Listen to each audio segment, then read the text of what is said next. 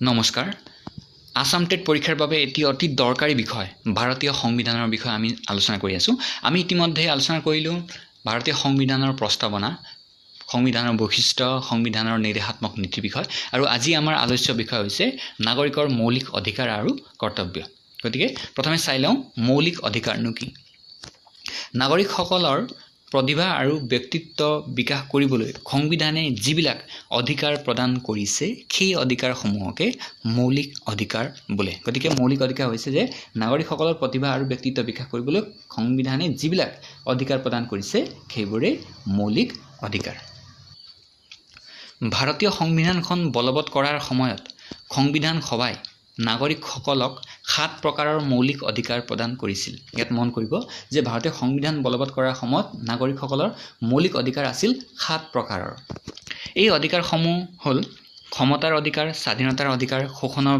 বিৰুদ্ধে অধিকাৰ শিক্ষা আৰু সংস্কৃতিৰ অধিকাৰ ধৰ্মীয় স্বাধীনতাৰ অধিকাৰ সাংবিধানিক প্ৰতিকাৰৰ অধিকাৰ আৰু সম্পত্তিৰ অধিকাৰ কিন্তু 1978 চনৰ সংবিধানৰ 44তম সংশোধনীৰ দ্বাৰা সম্পত্তিৰ অধিকাৰটো মৌলিক অধিকাৰৰ পৰা বিলোপ ঘটোৱা হৈছে গতিকে ইয়াত মন দিব যে প্ৰশ্ন আহিব পাৰে কিমানতম সংশোধনীৰ জৰিয়তে আৰু কেতিয়া সম্পত্তিৰ অধিকাৰটো মৌলিক অধিকাৰৰ পৰা কৰ্তন কৰা হৈছে তেতিয়া উত্তৰ হ'ব 1978 চনৰ সংবিধানৰ 44তম সংশোধনীৰ জৰিয়তে সম্পত্তিৰ অধিকাৰটো মৌলিক অধিকাৰৰ পৰা কৰ্তন কৰা হয় গতিকে এতিয়া মৌলিক অধিকাৰবোৰ হৈছে 6 প্ৰকাৰৰ বৰ্তমান আমাৰ সংবিধানৰ ৩য় অধ্যায়ত 14 নং অনুচ্ছেদৰ পৰা 35 নং অনুচ্ছেদলৈ 6 প্ৰকাৰৰ মৌলিক অধিকাৰ সন্নিৱিষ্ট কৰা হৈছে ইয়াত মন কৰিব যে আমাৰ সংবিধানৰ ৩য় অধ্যায়ত 14 নং অনুচ্ছেদৰ পৰা 35 নং অনুচ্ছেদলৈ মুঠ 6 প্ৰকাৰৰ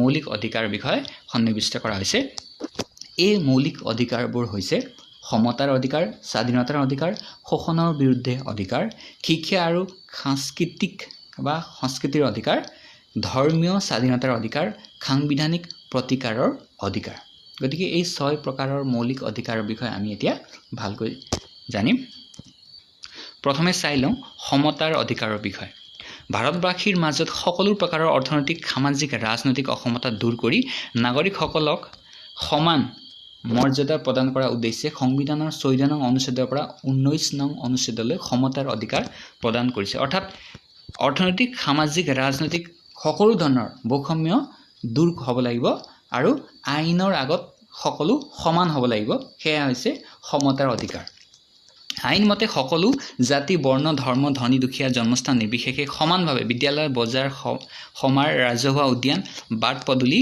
পুখুৰী নাদ আদি ব্যৱহাৰ কৰিব পাৰিব ইয়াৰ বাহিৰেও চৰকাৰী চাকৰিৰ নিয়োগৰ ক্ষেত্ৰত যোগ্যতা অনুসৰি সুযোগ সুবিধা লাভ কৰিব অৰ্থাৎ সমতাৰ অধিকাৰত অন্তৰ্ভুক্ত হৈছে যে সকলোৱে সমান সুযোগ জাতি ধৰ্ম বৰ্ণ ভাষা নিৰ্বিশেষে সমান সুযোগ সকলো নাগৰিকে পাব লাগিব সেয়া হৈছে সমতাৰ অধিকাৰ আমাৰ সংবিধানে সামাজিক বৈষম্য আৰু কুসংস্কাৰ দূৰ কৰি সমতা স্থাপনৰ বাবে সামাজিক অপৃশ্যতা নিষিদ্ধকৰণ কৰিছে অৰ্থাৎ অপৃশ্যতা নিষিদ্ধকৰণ হৈছে সমতাৰ অধিকাৰৰ অন্তৰ্ভুক্ত অন্যতম বিষয় সমাজত বিভিন্ন কামৰ বাবে শ্ৰেণী বিভাগ আছে যদিও মানুহ হিচাপে কোনো উচ্চ-নীচ নহয় আৰু আইনে সকলোকে সমান মৰ্যাদা প্ৰদান কৰিছে গতিকে এয়া হৈছে যে আইনৰ আগত সকলো সমান আৰু অপৃশ্যতা নিষিদ্ধকৰণ সেইবোৰ হৈছে সমতাৰ অধিকাৰৰ অন্তৰ্ভুক্ত বিষয় এতিয়া আহিছোঁ স্বাধীনতাৰ অধিকাৰলৈ স্বাধীনতাৰ অধিকাৰৰ ভিতৰত কোনকেইটা অধিকাৰ অন্তৰ্ভুক্ত সেইখিনি চাই লওঁ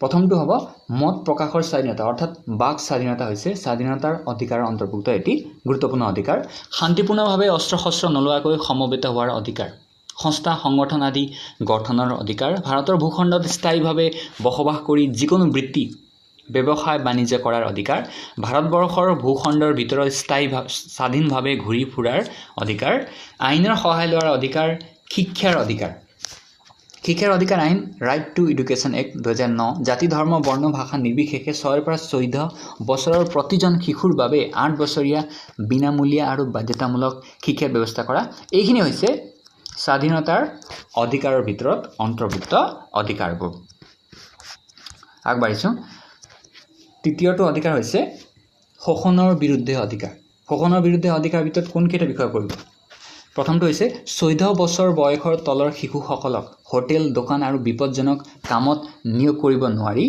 দ্বিতীয়টো হৈছে শ্ৰমিকৰ পৰা বিনা মজুৰিৰে শ্ৰম আদায় কৰা জোৰ জুলুমকৈ পৰিশ্ৰম কৰিবলৈ বাধ্য কৰোৱা আৰু দুৰ্বল দুখীয়া শ্ৰেণীৰ ওপৰত অন্যায় অত্যাচাৰ চলোৱা আদি নিষিদ্ধ এইবোৰ হৈছে শোষণৰ বিৰুদ্ধে অধিকাৰৰ অন্তৰ্ভুক্ত বিষয় শোষণৰ বিৰুদ্ধে অধিকাৰৰ পিছত আৰু এটা অধিকাৰ হৈছে শিক্ষা আৰু সাংস্কৃতিক অধিকাৰ ইয়াৰ ভিতৰত কোনকেইটা বিষয় পৰিব চৰকাৰৰ দ্বাৰা প্ৰতিষ্ঠা কৰা শিক্ষানুষ্ঠানবোৰত জাতি ধৰ্ম বৰ্ণ নিৰ্বিশেষে নামভৰ্তিৰ অধিকাৰ হৈছে শিক্ষা আৰু সাংস্কৃতিক অধিকাৰৰ ভিতৰত অন্তৰ্ভুক্ত এটি অধিকাৰ ধৰ্মীয় আৰু ভাষিক সংখ্যালঘু শ্ৰেণীৰ লোকে প্ৰয়োজন অনুসৰি শিক্ষানুষ্ঠান প্ৰতিষ্ঠা কৰাৰ অধিকাৰ হৈছে ইয়াৰ ভিতৰৰ অন্যতম অধিকাৰ দেশৰ সকলো ধৰ্মাৱলম্বী ভাষাভাষী লোকে নিজৰ ভাষা সংস্কৃতি সুৰক্ষা কৰাৰ অধিকাৰ আছে ই হৈছে অন্যতম শিক্ষা আৰু সাংস্কৃতিক অধিকাৰৰ অন্তৰ্ভুক্ত এটি অধিকাৰ ইয়াৰ পিছত আহিল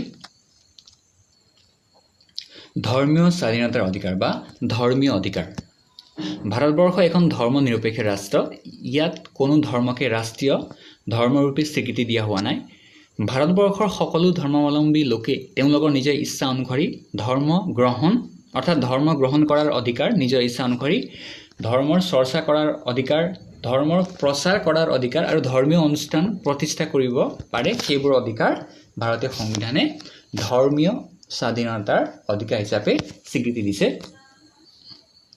ইয়াৰ পিছত আহিল সাংবিধানিক প্ৰতিকাৰৰ অধিকাৰ আমাৰ সংবিধানে যিদৰে নাগৰিকসকলক মৌলিক অধিকাৰ প্ৰদান কৰিছে সেইদৰে এই অধিকাৰসমূহ উলংঘা কৰাৰ ক্ষেত্ৰতো সংবিধানে 32 নং অনুচ্ছেদৰ পৰা 35 নং অনুচ্ছেদলৈ ব্যৱস্থা গ্ৰহণ কৰিছে এই অধিকাৰ অনুসৰি নাগৰিকে মৌলিক অধিকাৰসমূহ উপভোগ কৰাৰ পৰা বঞ্চিত হলে তাক বলবৎ কৰিবৰ বাবে উচ্চতম ন্যায়ালয়ত আবেদন জনাব পাৰিব অৰ্থাৎ যদি নাগৰিকৰ মৌলিক অধিকাৰবোৰ কিবা কাৰণত কৰ্তন কৰা হয় তেতিয়া নাগৰিকে ন্যায়ালয়ৰ সহায় ল'ব পাৰিব আৰু ন্যায়ালয়ে নাগৰিকৰ মৌলিক অধিকাৰৰ ৰক্ষণাবেক্ষণ দিব ভাৰতৰ সংবিধান সভাৰ খচৰা কমিটিৰ সভাপতি ডক্টৰ বি.আৰ. আম্বেদকাৰে সাংবিধানিক প্ৰতিকাৰৰ অধিকাৰক সংবিধানৰ আত্মা আৰু প্ৰাণ কেন্দ্ৰ বুলি মন্তব্য কৰিছে এটো গুৰুত্বপূৰ্ণ আৰু এবাৰ পঢ়িছোঁ ভাৰতৰ সংবিধান সভাৰ খচৰা কমিটিৰ সভাপতি ডক্টৰ বি.আৰ. আম্বেদকাৰে সাংবিধানিক প্ৰতিকাৰৰ অধিকাৰক সংবিধানৰ আত্মা আৰু প্ৰাণ কেন্দ্ৰ বুলি মন্তব্য কৰিছিল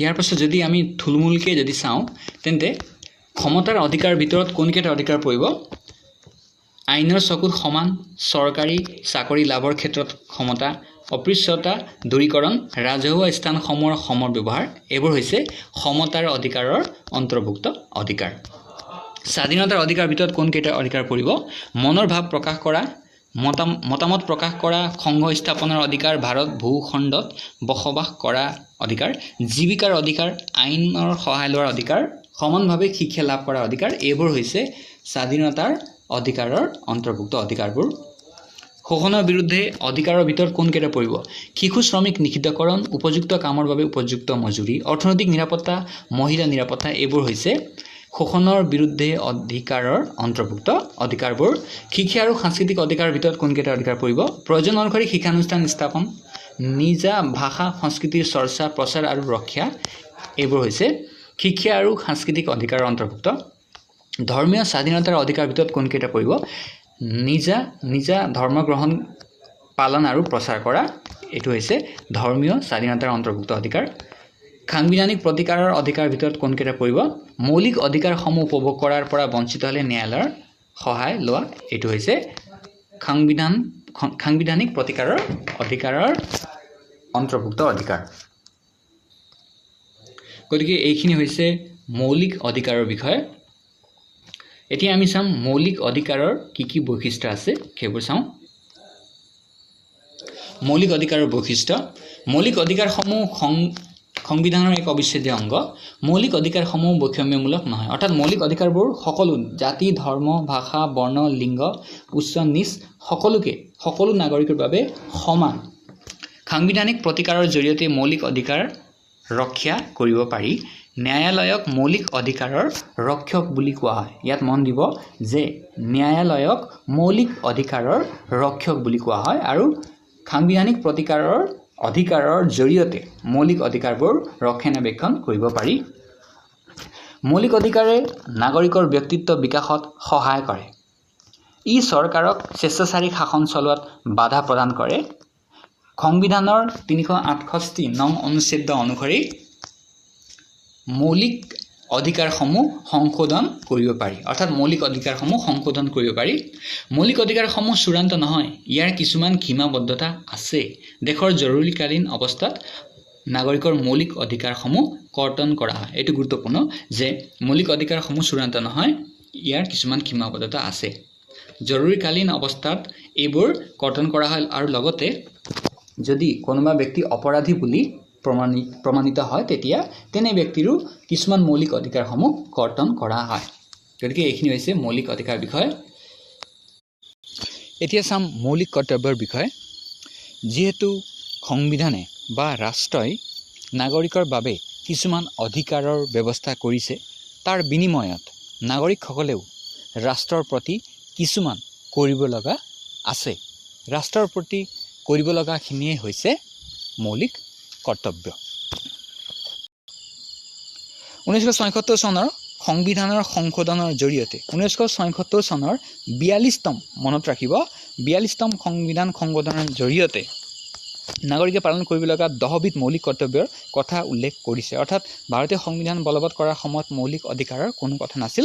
1976 চনৰ 42তম সংবিধান সংশোধনৰ জৰিয়তেহে মৌলিক কৰ্তব্যৰ কথা সন্নিৱিষ্ট কৰা হৈছে। ইয়াৰ উপৰি 2002 চনৰ 86তম সংবিধান সংশোধনৰ যোগেদি সংবিধানত নাগৰিকৰ বাবে অতিৰিক্ত আৰু এটা কৰ্তব্য অন্তৰ্ভুক্ত কৰা হৈছে। বৰ্তমানে নাগৰিকে পালন কৰিবলগীয়া কৰ্তব্য হ'ল 11টা। গতিকে বৰ্তমান কৰ্তব্য আছে নাগৰিকৰ বাবে 11টা। গতিকে এইখিনি চাই লওঁ। প্ৰথমটো কৰ্তব্য হৈছে সংবিধান মানি চলা, ৰাষ্ট্ৰীয় পতাকা ৰাষ্ট্ৰীয় প্ৰতীকৰ প্ৰতি শ্ৰদ্ধা জনোৱা। দেশৰ ৰাষ্ট্ৰীয় পতাকা আৰু ৰাষ্ট্ৰীয় সংগীতৰ দেশৰ সন্মানৰ ধ্বজা। জাতীয় পতাকা উত্তোলন আৰু জাতীয় সংগীত পৰিৱেশনৰ সময়ত আমি সকলোৱে থিয় হৈ সন্মান জনোৱাটো আমাৰ কৰ্তব্য। ৰাষ্ট্ৰীয় সংগীত পৰিৱেশন কৰোঁতে 52 ছেকেণ্ডৰ ভিতৰত শেষ কৰিব লাগিব। প্ৰিয় বন্ধুসকল, জনগণ মন অধিনায়ক জয়হে এই ৰাষ্ট্ৰীয় সংগীতৰ লগতে বন্দে মাতৰমো বংকিম চন্দ্ৰ চট্টোপাধ্যায়ৰ বন্দে মাতৰমো আমাৰ ৰাষ্ট্ৰীয় সংগীত হয়। আগবাঢ়িছোঁ। 1947 চনৰ 22 জুলাইত ভাৰতৰ তিৰংগা পতাকাখন জাতীয় পতাকা ৰূপে স্বীকৃতি পায়। মনত ৰাখিব, 1947 চনৰ 22 জুলাইত ভাৰতীয় তিৰংগা পতাকাখন জাতীয় পতাকা ৰূপে স্বীকৃতি পায়। 3:2 অনুপাতে ভাৰতীয় জাতীয় পতাকাখন প্ৰস্তুত কৰা হয়। পতাকাখন খাদী কাপোৰেৰে তৈয়াৰী কৰা হয়। খাৰনাথৰ অশোক স্তম্ভৰ পৰা 24টা দণ্ডযুক্ত চক্ৰটি জাতীয় পতাকাৰ মাজত দিয়া হৈছে। অৰ্থাৎ অশোক স্তম্ভৰ পৰা অশোক চক্ৰটি অনা হৈছে।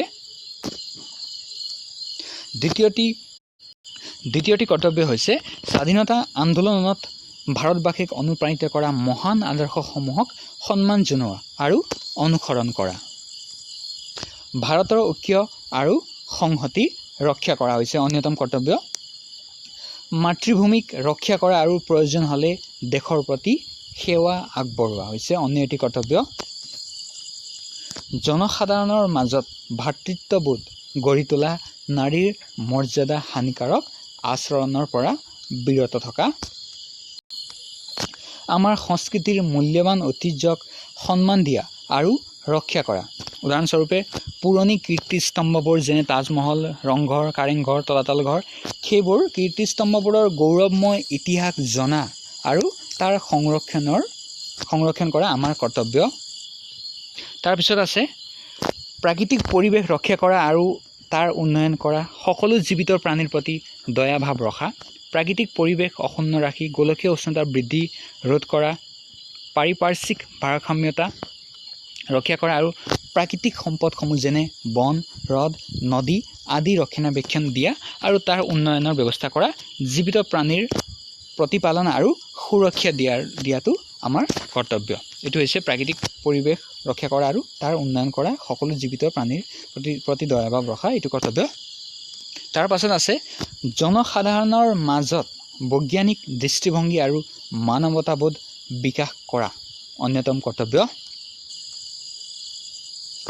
ৰাজহুৱা সম্পত্তি ৰক্ষা কৰা আৰু হিংসাত্মক কাৰ্য পৰিহাৰ কৰা, ব্যক্তিগত আৰু ৰাইজৰ উন্নতি সাধন কৰি ৰাষ্ট্ৰৰ উন্নতি সাধন কৰা, এইটো হৈছে অন্যতম কৰ্তব্য। তাৰপিছত আছে আৰু অন্তিমটো কৰ্তব্য হৈছে শিশুৰ প্ৰাথমিক শিক্ষাৰ প্ৰতি পিতৃ মাতৃ আৰু অভিভাৱকৰ কৰ্তব্য। এই কৰ্তব্যটি নতুনকৈ সংযোজন কৰা হৈছে, আমি ইতিমধ্যে আলোচনা কৰিলোঁ। সংবিধানে প্ৰদান কৰা শিক্ষাৰ অধিকাৰ আইনৰ জৰিয়তে কোনো কাৰণত যাতে আমাৰ শিশুসকল 6 পৰা 14 বছৰ বয়সৰ শিক্ষা গ্ৰহণৰ পৰা বঞ্চিত হ'ব নোৱাৰে, তাৰ প্ৰতি সদায় সচেতন হৈ তেওঁলোকক অনুপ্ৰাণিত কৰা প্ৰতিজন পিতৃ মাতৃ আৰু অভিভাৱকৰ এটা গুৰুত্বপূৰ্ণ দায়িত্ব। অৰ্থাৎ এই কৰ্তব্যৰ জৰিয়তে পিতৃ মাতৃ আৰু অভিভাৱকৰ দ্বাৰা নিজৰ শিশুৰ শিক্ষা গ্ৰহণৰ ব্যৱস্থা কৰাৰ কথা কোৱা হৈছে। এইখিনি হৈছে মৌলিক কৰ্তব্যৰ বিষয়ে। প্ৰিয় বন্ধুসকল, ভাৰতীয় সংবিধানৰ শৃংখলাটিত আমি চালোঁ সংবিধানৰ বিষয়ে, সংবিধানৰ প্ৰকাৰ, ভাৰতীয় সংবিধানৰ বিষয়ে আমি আলোচনা কৰিলোঁ। লগতে সংবিধানৰ প্ৰস্তাৱনা, ভাৰতীয় সংবিধানৰ বৈশিষ্ট্যৰ বিষয়ে আমি আলোচনা কৰিলোঁ। নিৰ্দেশক নীতি আমি চালোঁ। মৌলিক কৰ্তব্য আৰু মৌলিক অধিকাৰৰ বিষয়ে আমি আজি আলোচনা কৰিলোঁ। গতিকে সংবিধানৰ বিষয়ে আমি গোটেইখিনি চালোঁ। আমি আমাৰ নেক্সট ভিডিঅ'টিত CDP ছেকশ্যন অৰ্থাৎ চাইল্ড ডেভেলপমেণ্ট এণ্ড পেডাগজিৰ এটা গুৰুত্বপূৰ্ণ বিষয় বাছি আমি পুনৰ আলোচনা আৰম্ভ কৰিম। তেন্তে আজিৰ বাবে ইমানেই। ধন্যবাদ।